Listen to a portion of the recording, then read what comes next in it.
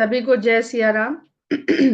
रामचरितमानस किष्किंधा कांड लगभग पूर्ण होने वाला, बल्कि पूर्ण ही समझिए। तो दोहा संख्या 29। उसके पहले हम लोग जामवंत जी की बात से आरंभ करते हैं, क्योंकि जो दोहा है वो जामवंत जी के द्वारा ही कहा जा रहा है। तो चौपाई पहले की ले लेते हैं। जरठ भयउ अब कहई रिछेसा, नहीं तन रहा प्रथम बल लेसा। जबहि त्रिविक्रम भये खरारी, तब मैं तरुण रहूं बल भारी। अब यहाँ पर हम लोग देख रहे हैं कि वामन अवतार का एक पर्यायवाची हमें पढ़ने को मिल रहा है, त्रिविक्रम। इस पर हम लोग किष्किंधा कांड की जब चर्चा करेंगे तो इस भगवान के इस नाम पर अवश्य चर्चा करेंगे। बलि बांधत प्रभु बाढ़ेउ, सो तनु बरनि न जाई। उभय घरी महदीन ही, तात प्रदक्षिण दिखाई। बलि के बांधते समय प्रभु इतने बढ़े। अब ये सबको बलि की कथा सबको पता है कि राजा बलि हुए थे सतयुग में और बड़े दानवीर थे। तो भगवान ये चाहते हैं कि जो उनके भक्त हैं, भक्त वही हैं जो इस संसार में दूसरों के कल्याण का कार्य कर रहे हैं, वही भक्त हैं भगवान के। और दान जो है ऐसा ही एक कर्म है जिसके द्वारा हम जानते हैं कि दान हमेशा दूसरों के कल्याण के काम आता है। उस दान से हम अपने पुण्य की प्राप्ति कर रहे हैं, तो वो फिर उपकार हो जाता है। दान वो है कि जिसमें हम देने के बाद भूल जाएं कि हमने दान किया, ये सब लोग जानते हैं। तो भगवान उनकी परीक्षा लेने जाते हैं। अच्छी बड़ी सुंदर पौराणिक कथा है, वाल्मीकि रामायण से हम लोग उसका आनंद लेंगे सुन के। तो भगवान वामन अवतार में वहां पर जाते हैं और 3 पग भूमि राजा बलि से दान में देने को कहते हैं। तो त्रिविक्रम, इस पर चर्चा हम लोग करेंगे। त्रिविक्रम और 3 पग भूमि, इनका आपस में क्या संबंध है। तो जब वो नापने के लिए अपना शरीर बड़ा करते हैं, और जब बड़ा करते हैं तो इतना बड़ा हो जाता है उनका शरीर जिसका वर्णन नहीं करते बनता है। तो केवल 2 घड़ी में मैंने भगवान की 7 प्रदक्षिणाएं कर ली। अगर हम इसको यौगिक के द्वारा समझें तो थोड़ा सरल है, और अगर इसको ब्रह्मांडीय रूप में समझें तो मेरे लिए थोड़ा कठिन है। हो सकता है किसी के लिए उसको समझना आसान हो। अंगद कहई जाऊं मैं पारा, इस प्रकार जामवंत ने अपने बल का वर्णन किया कि हम तो, ये समुद्र क्या है, हमने तो भगवान जब इतने विशाल हो गए थे उनकी 2 घड़ी में 7 प्रदक्षिणाएं कर ली थी। तो समुद्र तो फिर पूरा ब्रह्मांड वो नाप रहे थे 3 पग भूमि में, तो जाने ऐसे कितने समुद्र उसकी सीमा में रहे होंगे। पर अब मैं वृद्ध हो गया हूं तो मेरे लिए ये संभव नहीं है। तो कार्य जितने भी करने हैं, चाहे वो जिस तरह के कार्य हो, चाहे वो साधना हो, तप हो, आध्यात्म हो, भक्ति हो, ये सब तरुणाई में करना सुंदर रहता है। जब हम निर्बल हो गए, अशक्त हो गए, तब तो वो अब कुछ हो नहीं सकता, तो चलो भगवान का भजन ही कर ले।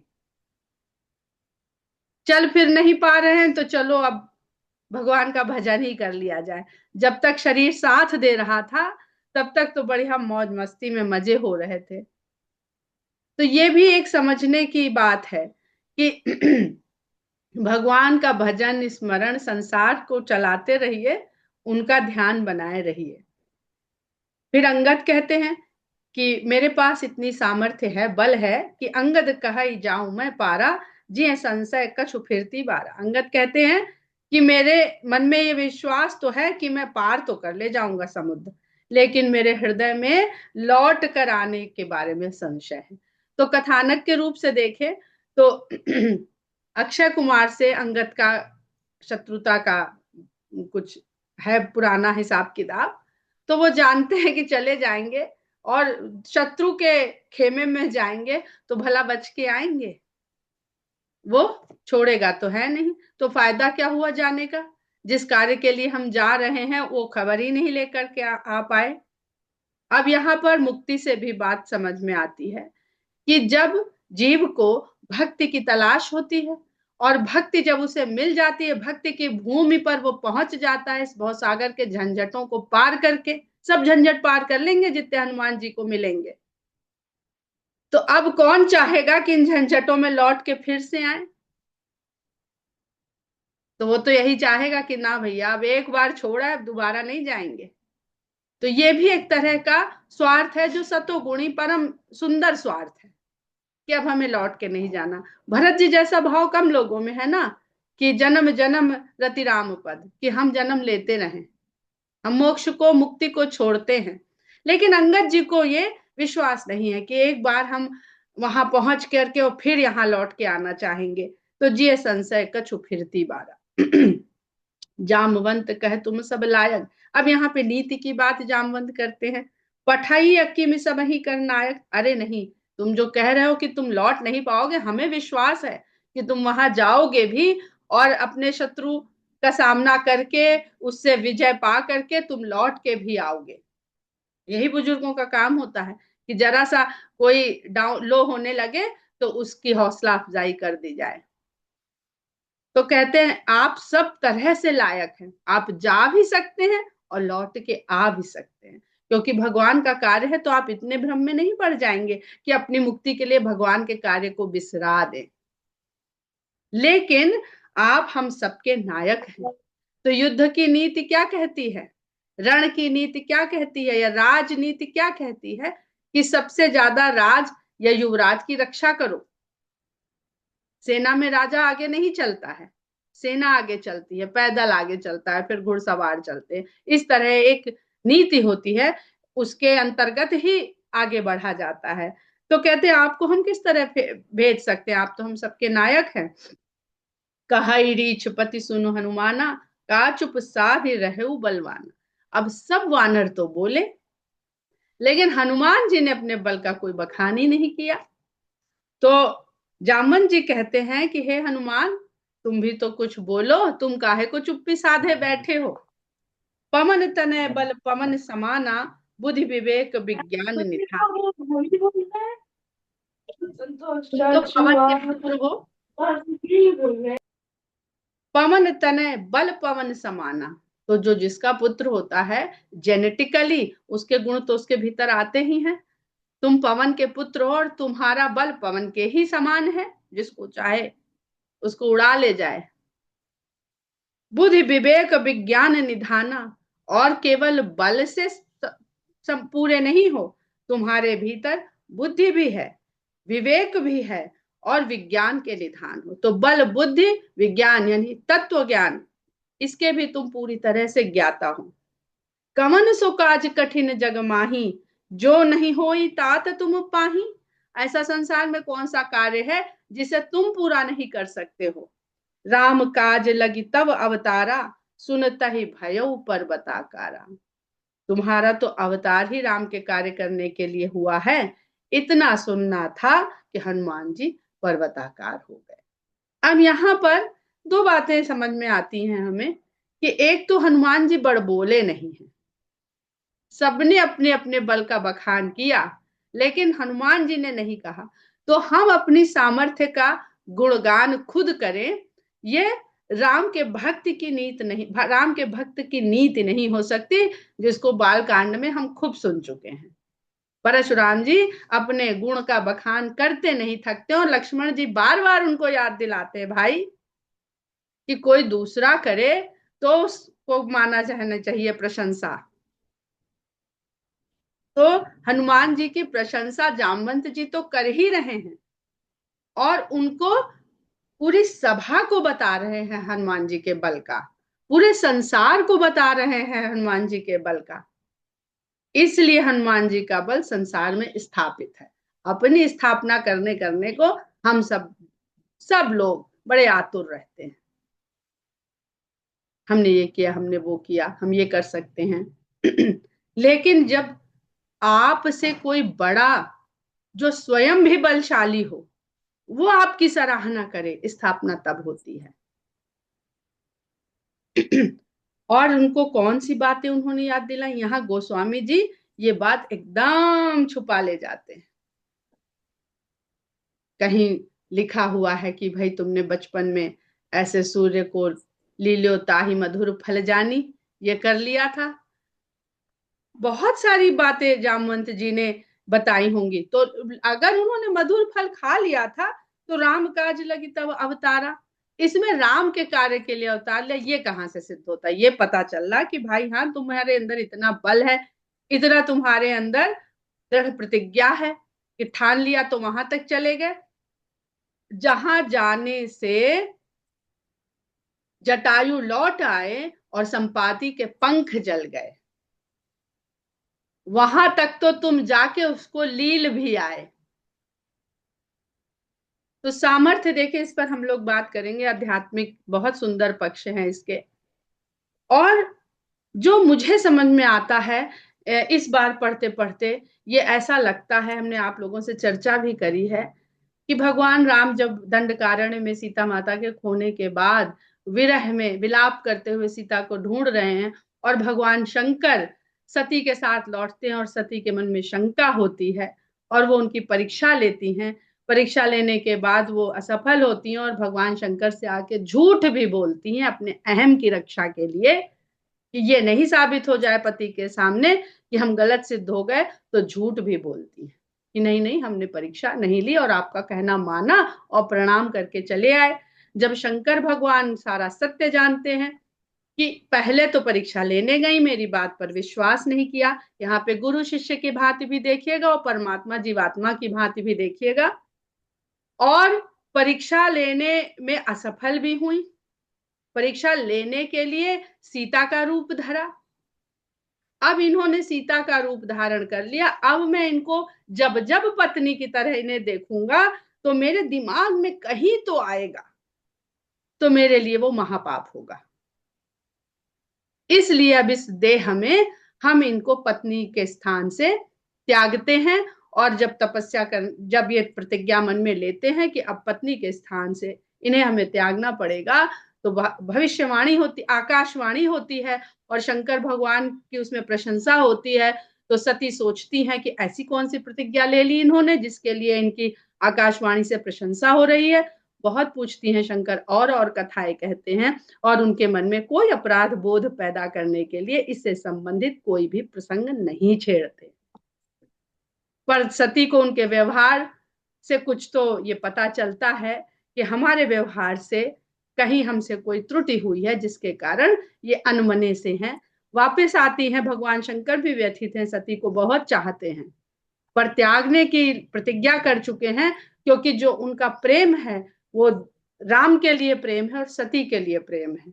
परमात्मा जीव को भी उतना ही चाहता है, गुरु अपने शिष्य को जितना चाहता है उतना ही अपने परमेश्वर को भी चाहता है। तो वो अपने मन की शांति के लिए समाधिस्थ हो जाते हैं राम के नाम के जप के द्वारा, और समाधि जब उनकी टूटती है तो सती आके उनको प्रणाम करती हैं, तो वो सती को सामने स्थान देते हैं, अपने वामांग में स्थान नहीं देते। उनकी इतनी सी जो क्रिया करी उन्होंने सती के साथ, सती ये समझ लेती हैं कि हमको इन्होंने पत्नी पद से च्युत कर दिया है, इसलिए अब इस देह में हम उस स्थान को नहीं प्राप्त कर सकेंगे जो हमने इतने प्रेम के कारण प्राप्त किया था। वो वहां पर अपने देह के, इस देह को त्यागने का वो संकल्प ले लेती हैं। जब वो संकल्प ले लेती हैं और अपने देह को त्याग देती हैं, तो शिव सती के विछोह में किस प्रकार विलाप करते हैं, घनघोर विलाप करते हैं। अब भगवान तो सब देख रहे हैं ना कि कौन किस भाव से हमें चाहता है। तो भगवान जब देखते हैं कि हमसे शंकर इतना प्रेम करते हैं कि मेरे प्रेम के कारण ये अपनी इतनी प्रिया सती को त्याग के इस विलाप को सह रहे हैं, कर रहे हैं, इतना दुख सह रहे हैं, तो भगवान अपने भक्त के समकक्ष हो जाने के लिए वो भी वहीं पर अपनी पत्नी का ऐसी लीला सोचते हैं कि जब हम लीला करेंगे तो हम अपने भक्त के इस दुख को अनुभव भी करेंगे और हम अपने इस भक्त के विलाप की तरह हम भी इतने दुखी होंगे, ताकि भक्त को ये ना लगे जैसे नारद जी ने कह दिया था, तुम तो यहाँ बैठे हो, तुम्हारे ऊपर कोई है नहीं, इसलिए अपनी मर्जी चलाते रहते हो। तो ये भक्त और भगवान का संबंध है।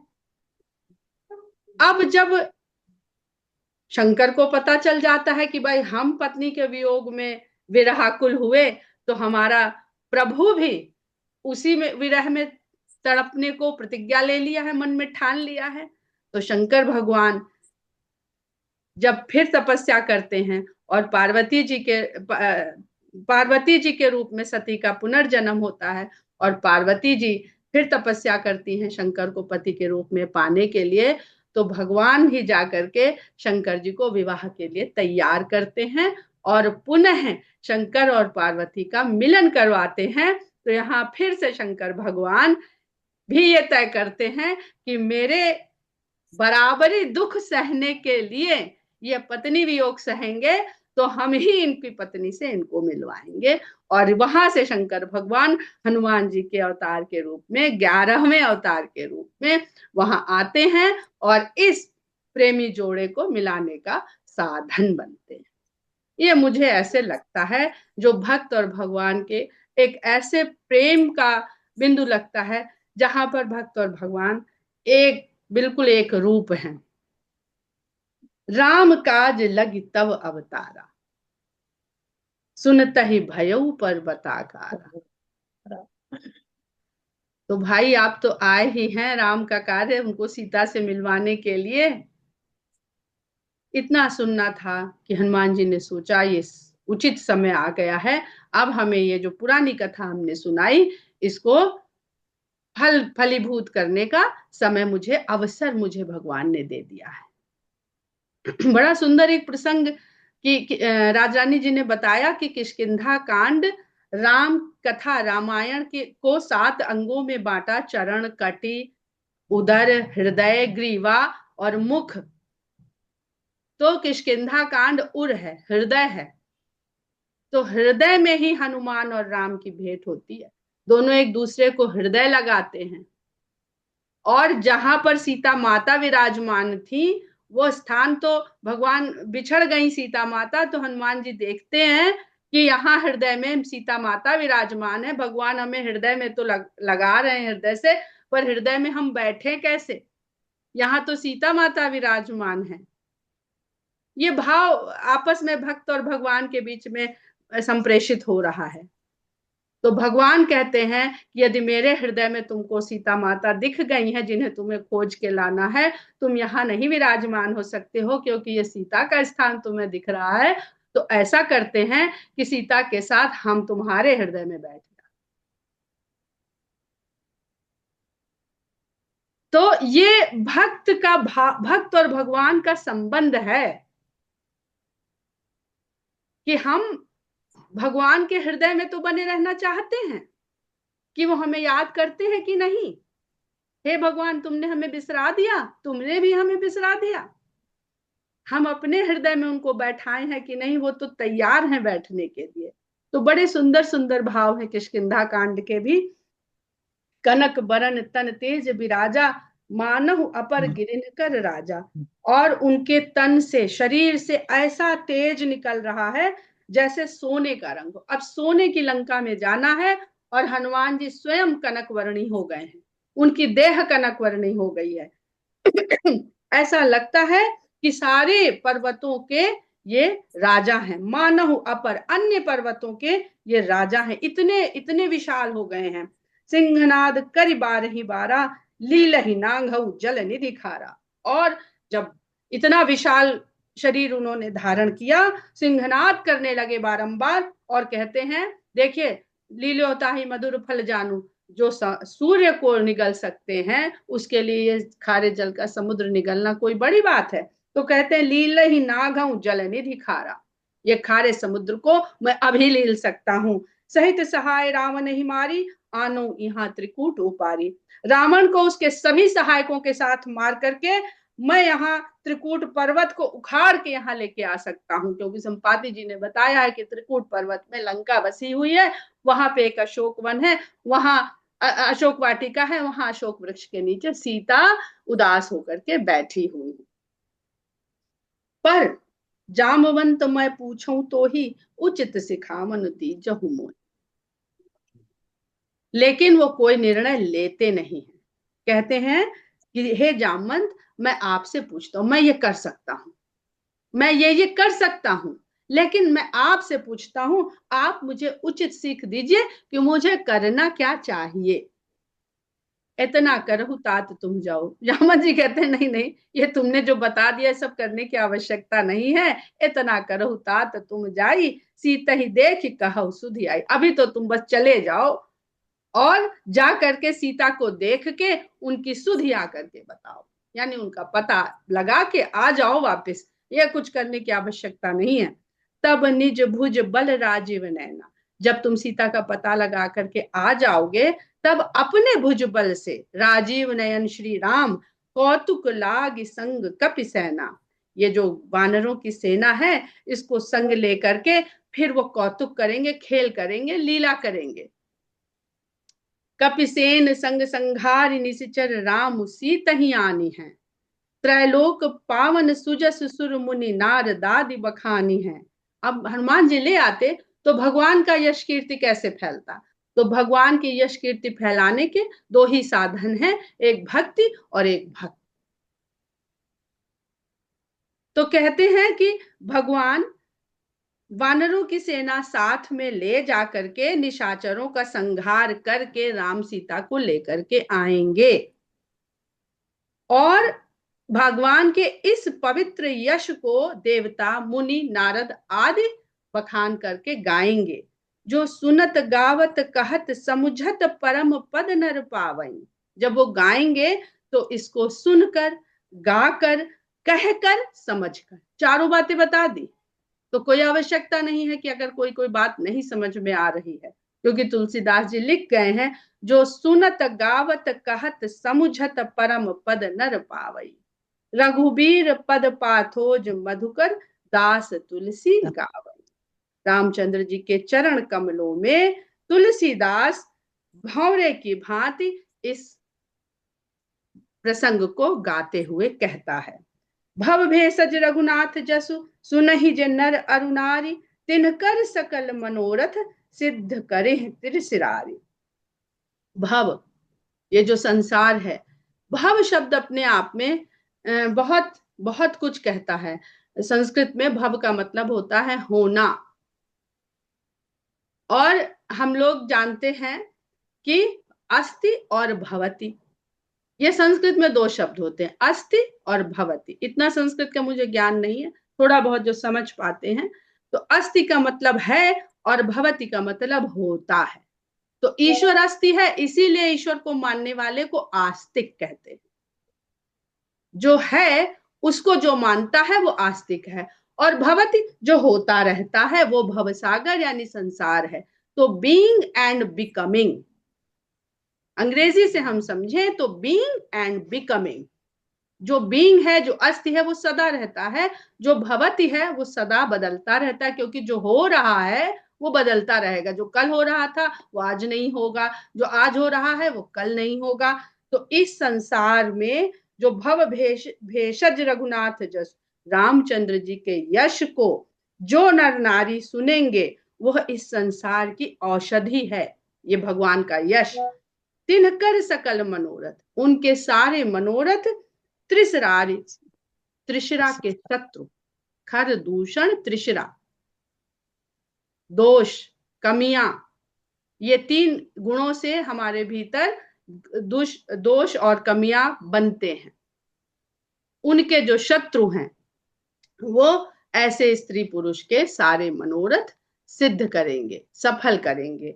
नीलोत्पल तन श्याम काम कोटि शोभा अधिक, जिनका शरीर नीले कमल के समान है, काम कोटि शोभा अधिक, करोड़ों कामदेव की शोभाओं से, सुंदरता से बढ़कर है।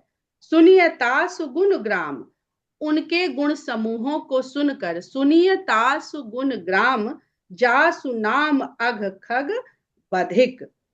जिनका नाम ही केवल पाप रूपी अघ खग, अघ यानी पाप, खग यानी पक्षी, को वधने वाला बहेलिया है। यहाँ पर किष्किंधा कांड संपूर्ण होता है। अभी हम लोग बहुत भाग्यशाली हैं कि राजरानी जी के द्वारा जब हम लोग पुष्पिका समझेंगे तब बहुत सारी बातें इसकी हम लोगों को और स्पष्ट होंगी। अभी फिलहाल हम लोगों ने ये समझा है कि किष्किंधा कांड गुफाओं का कांड है और गुफाएं होती हैं पर्वतों में। तो हम ये देखते हैं कि पर्वत हैं किष्किंधा कांड में, गुफाएं हैं, पक्षी हैं, उड़ान है। तो कुल मिलाकर के पक्षियों और उड़ान की जो बात मानस में गोस्वामी जी ने कही है, पक्षियों के प्रतीक को लेकर के जो उड़ान और दृष्टि की बात उन्होंने बताई है, आज हम पहले थोड़ा सा उस पर बात कर लेते हैं। तो हम देखते हैं कि शबरी से पहले भगवान को जटायु मिलते हैं। जटायु से भगवान की मित्रता होती है, साथ मित्रता तो नहीं, उनके एक अभिभावक के रूप में जटायु वहां रहते हैं। और जटायु और संपाति दो गिद्ध हैं, दोनों में उड़ान की क्षमता है, लेकिन ये जो उड़ान है जटायु जी के पास उड़ान रह गई है और संपाति जी के पास से उड़ान छिन चुकी है, लेकिन दृष्टि रह गई है। तो हम लोग, ये बहुत सुंदर प्रसंग है, इस पर हम लोग पूरी तरह से एक एक बिंदु लेके, एक बार पर्वत पर, एक बार पक्षियों पर, बहुत सारे पक्षियों की यहाँ पर आवश्यकता है समझने की, जयंत से लेकर के जटायु, संपाति और फिर काकभुशुंडी जी, काकभुशुंडी और गरुण। यहाँ पर काकभुशुंडी और गरुण जी आए हैं बीच में एक जगह कथा कहते हुए, सुनते हुए, एक जगह शंकर पार्वती भी आए हैं। तो ये सब जो मानस के रहस्य हैं, इनको हम लोग थोड़ा बहुत जिस तरह से भी समझ पाएंगे उनको समझने का प्रयास करेंगे। और क्या ये कथा के द्वारा गोस्वामी जी किस बात को, अध्यात्म के किस रूप को, किस रहस्य को हमें समझाना चाहते हैं, उस पर आज समय खत्म हो जाएगा, इसलिए उसे आरंभ नहीं करते हैं और यहीं पर विराम लेते हैं किष्किंधा कांड के समापन पर। जय सिया राम।